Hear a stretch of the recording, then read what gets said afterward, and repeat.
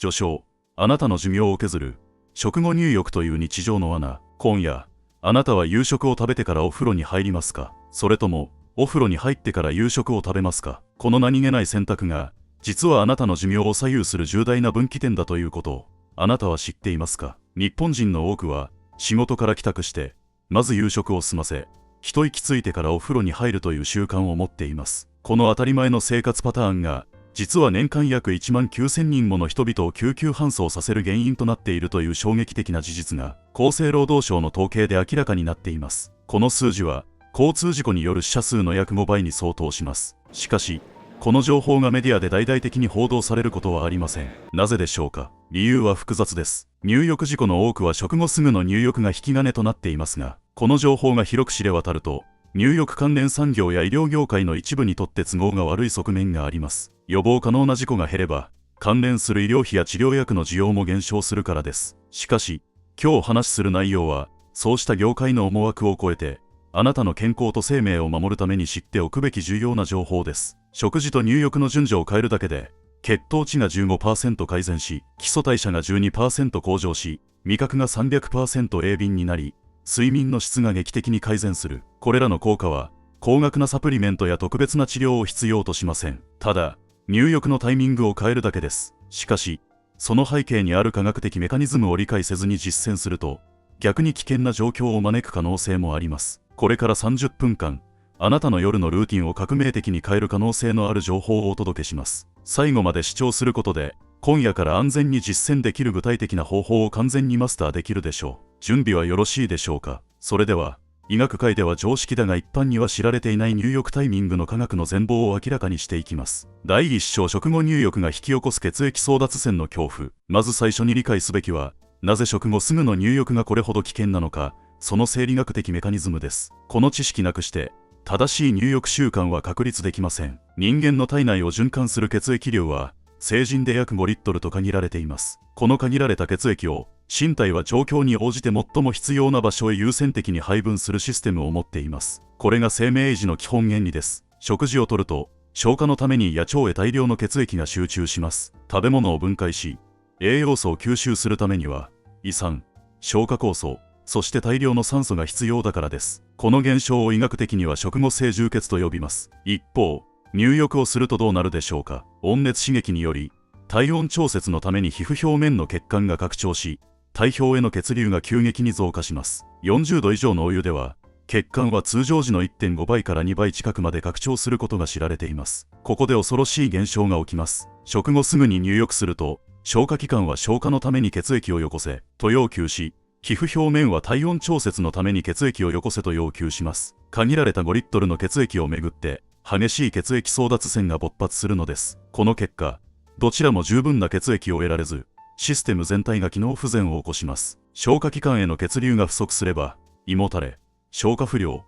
逆流性食道炎の原因となります。長期的には慢性的な胃腸障害を引き起こし、栄養吸収率の低下により全身の健康状態が悪化します。さらに深刻なのは、脳や心臓への血流不足です。東京都健康長寿医療センターが2019年から2021年にかけて実施した大規模調査によれば、食事直後に入浴した高齢者は平均で収縮期血圧が 15mmHg 低下することが確認されました。これは軽度の高圧剤を服用した時と同等の急激な変化です。血圧の急激な低下は脳への血流不足を引き起こし、めまい、立ちくらみ、最悪の場合は失神を招きます。浴室という閉鎖空間で意識を失えば溺死のリスクが一気に高まります。これが入浴関連死の典型的なメカニズムです。アメリカ心臓協会の2020年の報告では、食事後30分以内の入浴は心血管疾患リスクを持つ人に対して心臓のポンプ機能に過度な負荷をかけると明確に指摘されています。食後の消化活動と入浴による血管拡張が重複することで、心臓は通常の2倍近い仕事量を強いられ、心筋梗塞や不整脈のリスクが急激に高まるのです。つまり、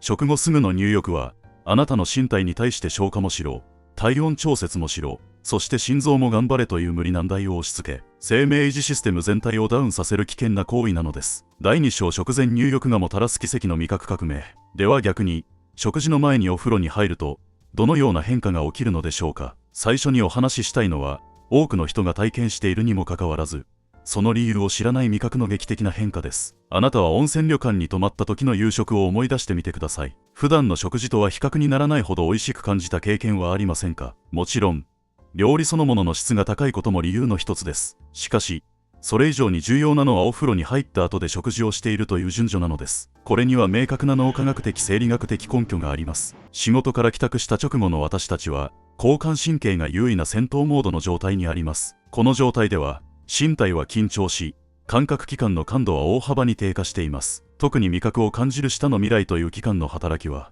ストレス状態では著しく抑制されます。同時に、唾液の分泌も減少します。唾液には味物質を溶かし、舌の味蕾に効率的に届ける重要な役割があるため、唾液不足は味覚の鈍化に直結します。しかし、入浴によって副交感神経が優位になると、身体はリラックスモードへと切り替わります。血流が改善され、唾液腺への血液供給が増加し、唾液の分泌が促進されます。同時に、舌や口腔内の血流も改善され、味蕾の感度が正常レベルまで回復します。モントリオール大学の感覚神経科学研究チームが2018年に発表した研究では、入浴後に食事をした被験者は、旨味や甘みの感度が平均で約 30% 向上し、特に繊細な出汁の味や、食材本来の甘みを感じ取る能力が大幅に改善されたことが報告されています。さらに重要なのは、嗅覚の変化です。味覚の情報の約 80% は実は嗅覚からの情報だと言われています。入浴の蒸気で鼻孔が適度に湿潤になり、血流が改善されることで、料理の繊細な香りを感じ取る能力が飛躍的に向上します。この感覚のリセット効果は、現代人の食生活にとって革命的な意味を持ちます。ストレス状態で食事をすると、私たちは濃い味付けや脂っこいもの、甘いものを欲する傾向があります。これは鈍った感覚を刺激するために、脳が強い刺激を求める反応です。しかし、食前入浴によって感覚が正常化されると、素材本来の繊細な味や、出汁の深い旨味を十分に感じられるようになります。結果として、薄味でも満足できるようになり、塩分や糖分の過剰摂取を自然に防ぐことができるのです。これは高額な味覚訓練や特別な食材を必要としない、最も効果的な食事改善法と言えるでしょう。食前入浴は、まさに最高の調味料なのです。第三章血糖値コントロールと遊郭された武器。食前入浴の効果は味覚だけにとどまりません。糖尿病予備軍の方、すでに糖尿病と診断されている方、そしてダイエット中の方にとって、これほど効果的で簡単な健康法は他に存在しないと断言できます。その鍵を握るのはインスリン感受性と熱ショックタンパク質です。イギリスのラフバラー大学が2016年に発表した画期的な研究では、40度のお湯に1時間使った被験者は、中程度の運動を1時間行った場合と同程度のエネルギーを消費し、さらに重要なことに、食後の血糖値上昇ピークが約 10% 低下することが確認されました。この効果の背景にあるメカニズムを詳しく見てみましょう。入浴による温熱刺激は、筋肉細胞の表面にある GLU グルット4というタンパク質の活性を高めます。グルット4は、血液中のブドウ糖を細胞内に取り込む入り口として機能し、インスリンの働きを助ける重要な役割を果たしています。つまり、入浴によってインスリン感受性が向上し、同じ量のインスリンでもより効率的に血糖値を下げることができるようになるのです。これは軽度の糖尿病治療薬に匹敵する効果と言えるでしょう。さらに注目すべきは、血糖値スパイクの予防効果です。血糖値スパイクとは、食後に血糖値が急激に上昇し、その後急降下する現象で、血管内皮にダメージを与え、動脈硬化、心筋梗塞、脳梗塞のリスクを高める危険な状態です。ケンブリッジ大学の2018年の疫学研究では、慢性的な血糖値スパイクを経験している人は、そうでない人と比較して、認知症の発症リスクが約 1.5 倍高いことが示されています。つまり、食前入浴による血糖値管理は、単なる糖尿病予防だけでなく、脳の健康維持にも直結するのです。また、入浴による体温上昇は、熱ショックタンパク質 HSP の産生を促進します。HSP は細胞のストレス耐性を高め、インスリン抵抗性を改善する働きがあることが、近年の研究で明らかになっています。食欲抑制効果も見逃せません。入浴によって体温が上がると、消化管ホルモンの一つである GLP-1 の分泌が促進されます。このホルモンは脳の満腹中枢に働きかけ、もう十分だという信号を送ります。結果として、自然と食事量が適正化され、過食を防ぐことができるのです。帰宅直後の空腹に耐えられないという方も多いでしょう。しかし、そこでお風呂に入ることで、暴走しそうな食欲を一旦クールダウンさせることができます。これは意志力に頼らない、科学的な食欲コントロール法なのです。第4章代謝革命と脂肪燃焼の科学的メカニズム。食べる量は変わらないのに太りやすくなった。昔と同じ運動をしても痩せない、そんな悩みを抱える方に朗報です。食前入浴はあなたの身体を根本から燃焼体質に変える可能性を秘めています。その鍵を握るのは細胞内のミトコンドリアです。ミトコンドリアは細胞の発電所と呼ばれ、脂肪や糖を燃やしてエネルギーを生み出す重要な器官です。しかし、加齢やストレス、運動不足により、このミトコンドリアの機能は徐々に低下していきます。これが代謝の衰えの正体です。食前入浴による温熱刺激は、このミトコンドリアを強制的に活性化させます。筑波大学の代謝生理学研究チームの2017年の研究によれば、定期的な温熱刺激により、ミトコンドリアの数が増加し、その機能が向上することが確認されています。さらに注目すべきは、体温が1度上昇すると基礎代謝が約12から 13% 向上するという生理学の基本原則です。基礎代謝とは、何もしていなくても生命維持のために消費されるエネルギーで、1日の総消費カロリーの約60から 70% を占めます。つまり、食前に入浴して深部体温を上げておくことで、食事で摂取したカロリーを効率的に燃焼させる準備体制を整えることができるのです。この代謝向上状態は、入浴後も数時間持続するため、夕食のカロリーが脂肪として蓄積されにくくなります。オレゴン大学の2019年の研究では、定期的な温熱療法を行った被験者の安静時基礎代謝率が平均で約 6% 向上し、脂肪酸化率が優位に高まったことが報告されています。また、入浴により褐色脂肪細胞という特殊な脂肪が活性化されます。この細胞は、白色脂肪体脂肪を燃料として消費し、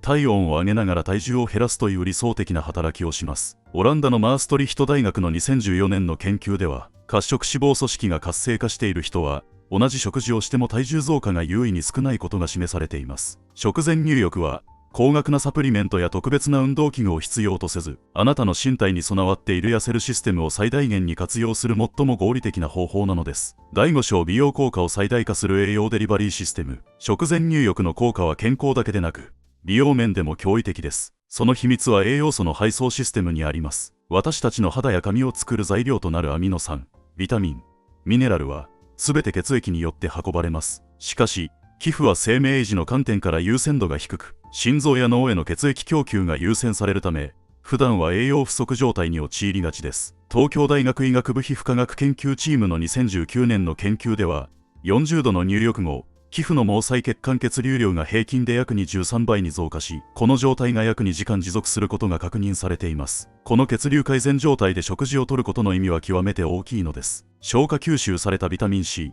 ビタミン E、ベータカロテン、アミノ酸などの美容成分が拡張した毛細血管を通じて効率的に皮膚細胞へと届けられます。さらに重要なのは、皮膚温度が高い状態では細胞膜の透過性が向上し、栄養素の取り込み効率が上がることです。つまり、食前入浴は高価な美容液を塗る以上に、内側から肌に栄養を届ける効果的な手段なのです。大阪市立大学皮膚科学教室の研究では、入浴直後にビタミン C やアミノ酸を含む食事を摂取したグループは、皮膚の水分量と弾力性の指標が優位に向上したことが報告されています。ターンオーバーの促進効果も見逃せません。入浴による血流改善と体温上昇は、成長ホルモンの分泌を促進し、皮膚の新陳代謝を正常化させます。慶應義塾大学医学部の皮膚再生医療研究チームの2020年の報告では、定期的な温熱刺激により、40代女性のターンオーバー周期が平均で約7日短縮されたことが示されています。コラーゲン産生への影響も重要です。ドイツのフライブルク大学の2018年の研究では、皮膚温度が38度以上に保たれると、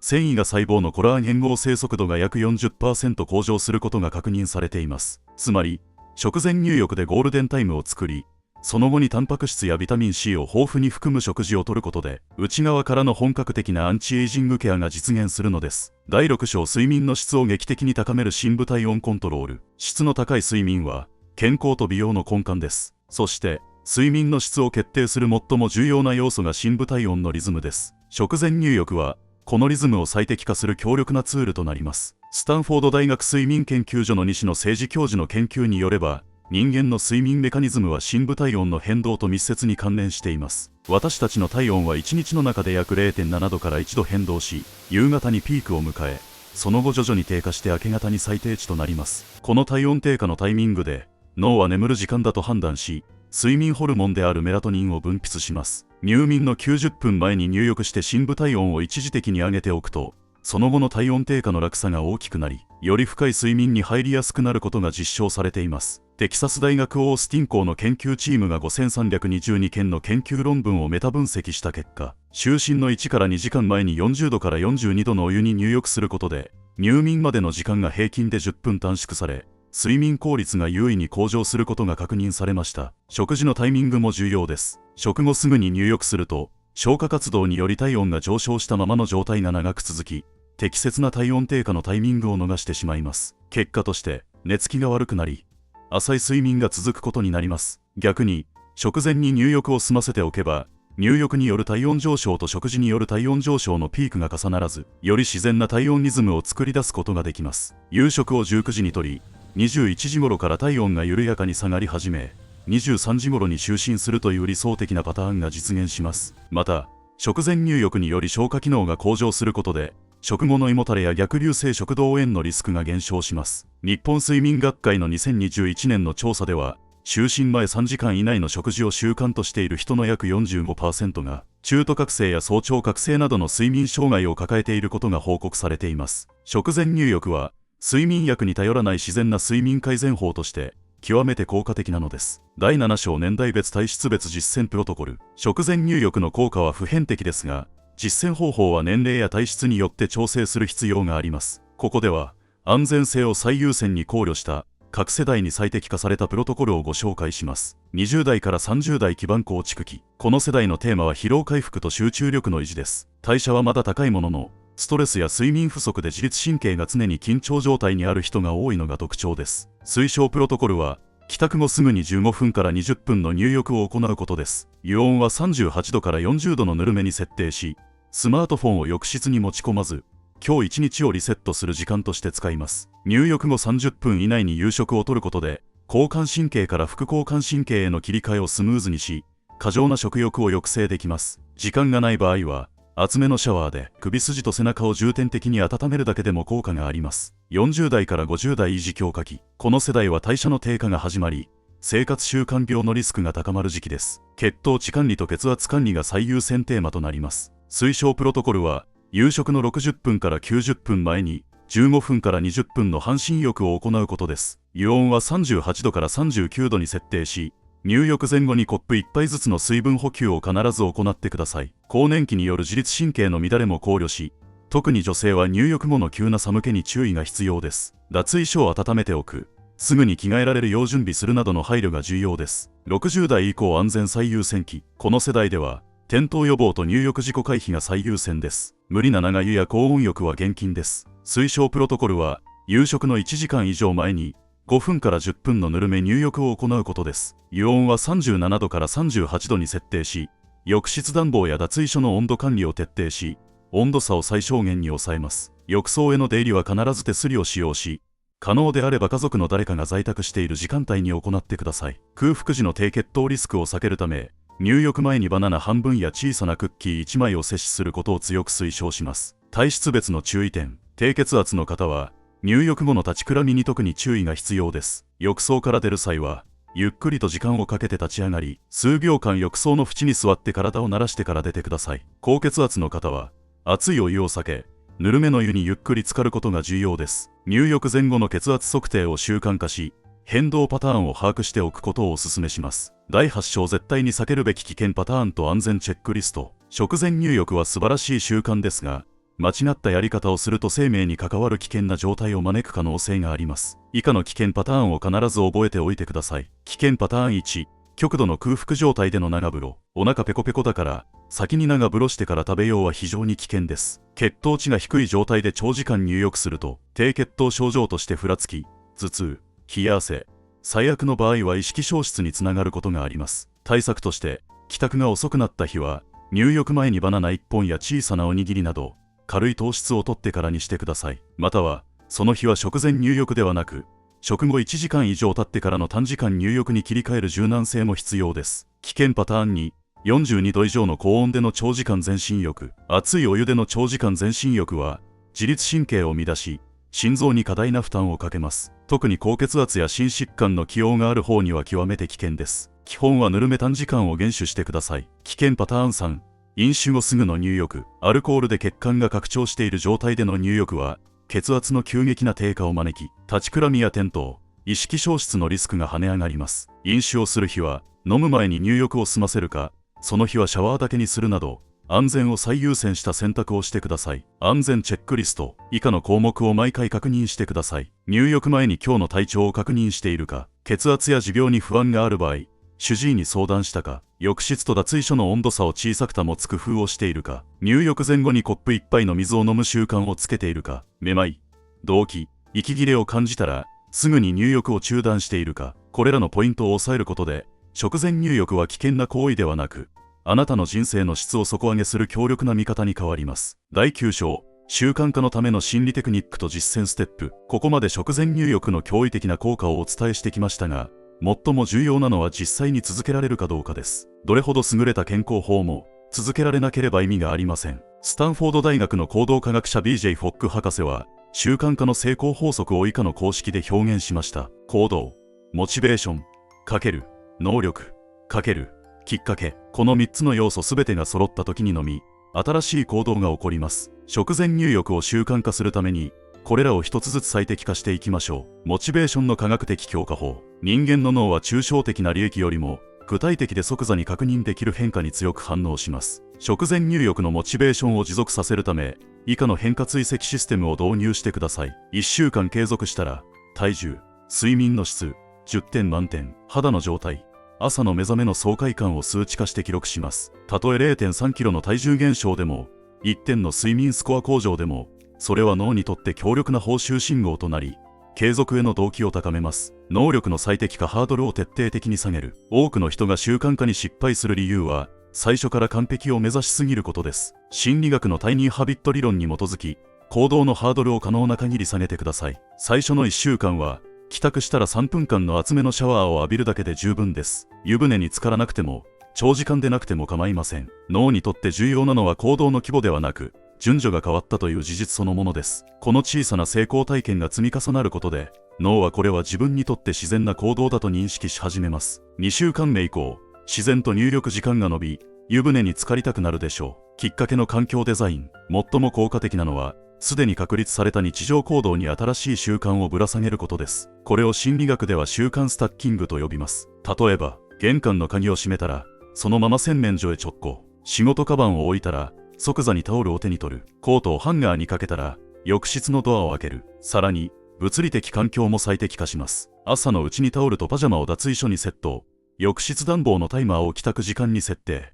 お気に入りの入浴剤を見えるところに配置。これらの環境の力により、意志力に頼らず自動的に行動が誘発されます。7日間集中習慣化プログラム。1から2日目。意識化フェーズ帰宅時に、今日は食前入浴にチャレンジしてみようと声に出して宣言し、3分シャワーを実践。結果をスマホのメモに記録。3から4日目。環境整備フェーズ動線の最適化と準備の自動化を実施。家族にも宣言し、社会的コミットメントを作る。5から7日目。報酬システム導入成功した日は、小さなご褒美、好きな音楽を聴く、特別なお茶を飲むなどを設定し、脳の報酬回路を強化、失敗を予防する。イフゼンプランニング。完璧主義は習慣化の最大の敵です。以下の柔軟なルールを事前に設定しておいてください。もし帰宅が21時を過ぎたら、シャワーだけにする。もし体調が悪い日は、足湯だけでも良い。もし飲み会がある日は、朝風呂に切り替える。1日できなかったからといって挫折するのではなく、今日は例外日として翌日から再開すれば良いのです。第10章家族全員で実践する食前入浴ライフ。食前入浴の効果をさらに高める秘訣があります。それは家族全員で実践することです。一人で習慣を変えるのは困難ですが、家族という社会的サポートがあれば、成功率は飛躍的に高まります。家族への科学的説得戦略。まず、この動画で学んだ科学的根拠を家族と共有してください。なんとなく良さそうではなく、年間1万9000人が入浴事故で搬送されている。食前入浴で血糖値が 15% 改善するといった具体的なデータを示すことで、家族の理解と協力が得られやすくなります。特に高齢のご両親がいる家庭では、この情報は生命を守る重要な知識となります。食後すぐの入浴がいかに危険か、食前入浴がいかに健康に良いかを丁寧に説明してください。家族実践のための役割分担システム。家族全員が同時に食前入浴を実践するには、戦略的な役割分担が必要です。帰宅時間が早い人から順番に入浴し、最後の人が上がったタイミングで食事を開始するルールを設けます。または、週に3日は家族食前入浴デーとして全員で実践し、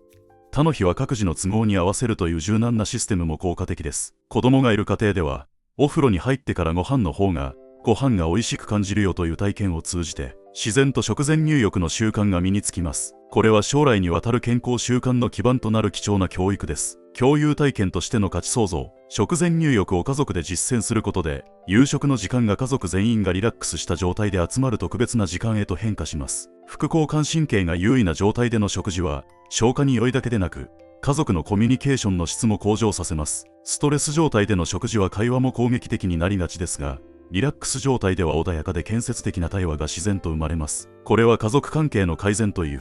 予想外の不次効果をもたらします。最終章、小さな順番変更が人生を変える理由。ここまで30分近くにわたって食前入浴の科学的根拠と実践方法をお伝えしてきました。最後に、なぜこのような小さな習慣の変更が人生全体に大きな影響を与えるのか、その本質についてお話しします。チャールズ・デュヒックが提唱するキーストーンハビット、要となる習慣の概念によれば、一つの習慣を変えることで連鎖的に他の習慣も改善されていく現象があります。食前入浴はまさにこのキーストーンハビットとなり得る習慣です。帰宅後すぐにお風呂に入ることで、だらだらとテレビを見たりスマートフォンを眺めたりする時間が自然と減ります。食事の満足度が向上することで、食後の無駄な間食が減ります。睡眠の質が上がることで、翌朝の目覚めが良くなり、一日の生産性が向上します。つまり、食前入浴という一つの習慣が、あなたの夜のルーティン全体を最適化し、それが一日全体、そして人生全体の質を底上げしていくのです。長期的健康投資としての価値。千葉大学予防医学センターの2018年の追跡調査では、週5回以上の適切な入浴習慣を持つ高齢者は、そうでない高齢者と比較して、要介護認定率が約 30% 低いことが報告されています。つまり、今夜から始める食前入浴という習慣は、10年後、20年後のあなたが自立した生活を送れるかどうかを左右する重要な投資なのです。自己イメージの根本的変革。さらに重要なのは、自分の身体をどう扱うかという自己イメージの変化です。食後に重い身体を引きずってお風呂に入る生活は、自分は身体を雑に扱う人間だという無意識のメッセージを自分に送り続けます。逆に、まず一度湯船で一日の疲れを洗い流し、心と身体を整えてから、ご褒美のように夕食を楽しむ生活は、自分は自分の身体を大切にできる人間だという新しい自己イメージを静かに、しかし確実に根付かせます。この自己イメージの変化こそが、長期的に見て最も価値のある変化と言えるでしょう。エンディング。今夜から始まる新しいあなたの物語。この動画を最後まで視聴してくださり、本当にありがとうございました。30分という長い時間、あなたの貴重な時間を使って、この情報に耳を傾けてくださったこと、心から感謝します。今、あなたの手の中には、人生を変える可能性を秘めた一つの鍵があります。それは入浴の順序を変えるというシンプルな鍵です。この鍵で、健康、美容、ダイエット、睡眠、そして人生の質という扉が次々と開いていきます。もし今、あなたが自宅にいるなら、今夜からすぐに実践してみてください。外出先なら、帰宅したらまず何をするか、今この瞬間に決めてください。帰ったらすぐにお風呂に入ると、そして、ぜひコメント欄であなたの体験を共有してください。1週間続けたら、こんな変化があった家族と一緒に実践したら、こんな良いことがあった最初は大変だったけど、こうやって乗り越えた。あなたの一つの報告が、同じ悩みを持つ誰かの背中を押し、その人の人生を変えるきっかけになるかもしれません。最初の一歩は小さくて構いません。今日から1週間、平日だけでも良いので、帰宅したらまず3分シャワーを浴びてから夕食を食べてみる。それだけで十分です。もしこの動画が役に立ったと感じたら、高評価ボタンを押してください。そして、あなたの大切な人にこの情報をシェアしてください。家族、友人、同僚、誰か一人でも、この情報によって健康になり、事故から守られるなら、それは何よりも価値のあることです。あなたの人生を変えるのは、特別な才能でも、高額な投資でもありません。毎日の小さな習慣の積み重ねです。そして、その最初の一歩を踏み出すのは、今夜です。今日から、あなたの新しい人生が始まります。帰宅したら、まずお風呂へ。そして、リラックスした心と体で、美味しい夕食を楽しんでください。それでは、また次の動画でお会いしましょう。あなたの健康と幸せを心から願っています。